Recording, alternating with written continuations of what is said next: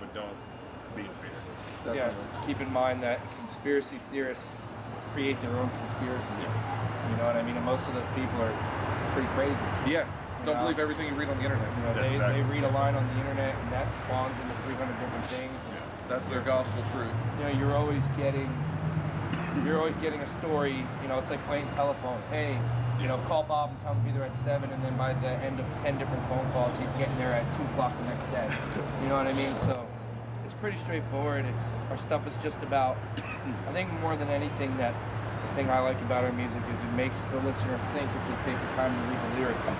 And, you know, having the idea of forcing people to open their eyes and appreciate and realize what's going on around them is a really cool thing. You know, like people, you know, we're standing in the woods right now. Most songs in our genre are about a girl getting chopped up in the woods. Or, you know, somebody's, you know, raping someone, and we're not into that stuff. Like we don't want to glorify that kind of thing. Not that we have anything against that. We don't want to put down any bands we love, but we just take a different route. That's something I definitely picked up with Fit. How do you guys avoid having like a gimmick or an image and actually just putting out something that you really feel is truthful, like you said? Man, you ever heard of Pantera? Yeah. That band did what the fuck they wanted. They did whatever they wanted, man. I feel like I learned so much from just reading and watching and listening to their music. I mean, they went from their earlier hair metal stuff and progressively got more aggressive as it went on. And it never happens like that. And to me, what that means is they were holding on to their anger because it's something that they really felt. And when you fake it, everyone knows it. Everyone. Yeah, they do. You know, you can see it. You can watch a band and be like, this guy's screaming about something that he would never do. So we don't want to be that band. We want to be like Pantera and write things that we believe. Like bands like Pantera, you know, and it just means a lot to us for people to appreciate what we do and us do what we want. You know, there's a lot of bands that jump on a bandwagon and they make a fucking record and they put it out.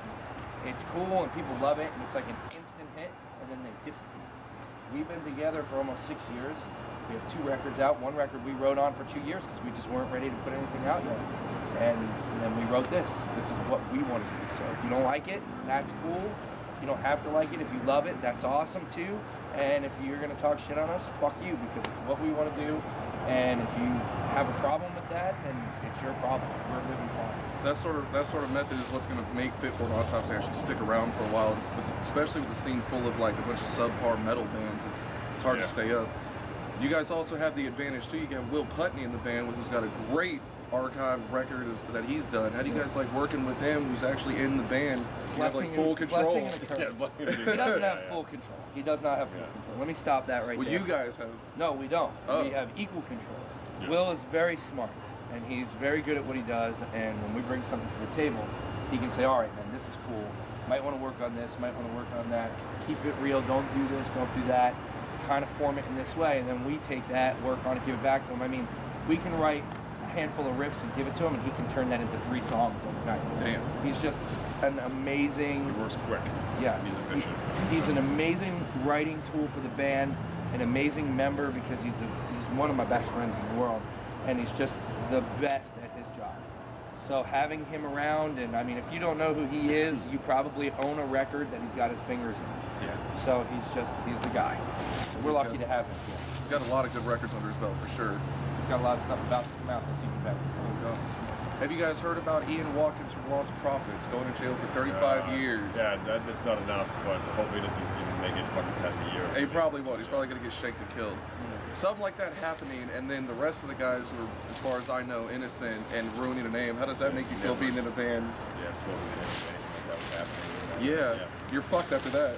Well, the irresponsibility levels of somebody trashing something that a bunch of people worked on for so long is, you know, it's something that you can't even measure. I mean, those guys were kind of a big deal. Yeah, they were. And, they were you for a know, while. they did what they did, and now the truth is out. And, you know, it's been tarnished. But, I mean, plenty of people have been, you know, look at fucking Babe Ruth, for Christ's sakes. And, like, all these, that's a big problem in this country. Like, we idolize musicians. Like, we idolize baseball stars and football players and hockey players. Like, what happened to teaching your children about like scientists and teachers and like people who make a difference? Yeah, people who are gonna make this world better. You know, you're so surprised that a guy is kind of a scummy dude that tours with a band and turns out to be, you know, fucking babies. Right. Like but, that's the norm. Yeah, but you know, it's not the norm by any means. But I mean, you know, that guy is not this. It's not what everybody makes him out to be. So you have to wonder what it's going to take in this world for people to get jarred enough to really start learning what's out there. You know, like you have a band like us who are on the slow crawl, doing it the right way, and then you have other bands that are taking the big leap and they get idolized, sensationalized, and the dude's a fucking drug addict, scumbag, and there's a lot of those. Let's do fake rock stars. Yeah, and we won't tie in there. You know what I mean? So we'll keep on our own, and we'll just say that it's a shame that that had to happen, and you know, take it for what it is and make it what you want. Yeah, who knows if it started with drug use or that's going to be doing something else and maybe fucking just lost control. It's definitely something bad, and he's going to be shanked. So fuck that guy. I don't want to see anybody die, but I'm also not an advocate of people like that in this world, so sometimes things need to happen. Well, if we haven't got enough reason to listen to Fit For An Autopsy, what do you guys have coming out next to top Hellbound? What are you thinking about at least? Well, it's pretty early in the game, man. We just released the record. We are working on some new stuff a little bit, but that's just a daily thing. You know, we're all working on stuff all the time. Nate and I have a couple different projects that we're working on. We have some stuff that we're doing on, you know, we do have a project together. Premonitions of War. There's a new album being worked on, and I'm playing guitar. But other than that, it's just tour like a maniac with this band and get things done, and hopefully do some really cool shit next year. We got a bunch of stuff in mind. We have the Chimera tour coming up in February, and then we're going to start writing a new record and working on that. And, you know, I'm pretty sure we're playing Metal Fest, and there's some other shit coming on that New England Metal and Hardcore Festival. It's a big deal too. East Coast. Huge show, and you know, there's some cool shit that I can't really talk about right now, but it's definitely cool. There's some really cool stuff in the works for us. We're very, very lucky right now. Excellent. Hellbound is out now. You guys got last word? Just check out the album. Give it a fucking chance. That's it. Yeah. And might be surprised. We seem to get a lot of people who like, you know, just say like, I'm not usually into this shit, but I really like this. And that's like friends of mine saying that, like, you know, that wouldn't normally like. I didn't know it was gonna be good. Like yeah, I mean, you don't have to like it. Stop. You might be surprised. Don't pigeonhole yourself. Yeah. There might be something awesome out there that you love and you had no idea. You know what I mean? It's super important that everybody listens to everything. Don't read a review or, you know, see anything on the internet or, you know, hear a genre and not listen to something. But not even just us, just anything. And because music saved my fucking life, man. You lose out on a lot of. Yeah. Absolutely. Yeah, if you only listen to deathcore, only listen to one genre, you're screwed. Yeah. You know, I mean, there's something for everybody out there. And I think that there's something good in every genre.